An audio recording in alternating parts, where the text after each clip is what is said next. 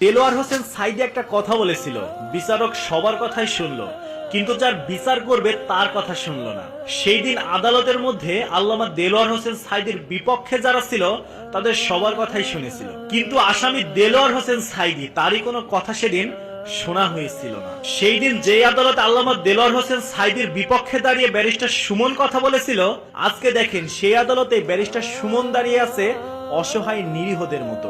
যেখানে সে আদালতে ঢোকার পর সবাই তাকে চোর এবং আওয়ামী লীগের দালাল বলে স্লোগান দিতে থাকে। আল্লামা দেলোয়ার হোসেন সাইদির মৃত্যুর 1 বছরের মধ্যেই যারা আল্লামা দেলোয়ার হোসেন সাইদির বিপক্ষে গিয়ে তাকে জেলের মধ্যে আটকে রেখেছিল, তার মৃত্যুর 1 বছর যেতে না যেতেই তারা বাংলাদেশে একটু জায়গাও পাচ্ছে না। এক এক করে সবারই বিচার হওয়া শুরু হয়েছে, সেই সাথে বিচার হওয়া শুরু হয়েছে ব্যারিস্টার সুমনের। আপনারা হয়তো মানবিক কাজ থেকে ব্যারিস্টার সুমনের পক্ষে অনেকেই সাফাই গাইবেন, কিন্তু ব্যারিস্টার সুমন দেলোয়ার হোসেন সাইদির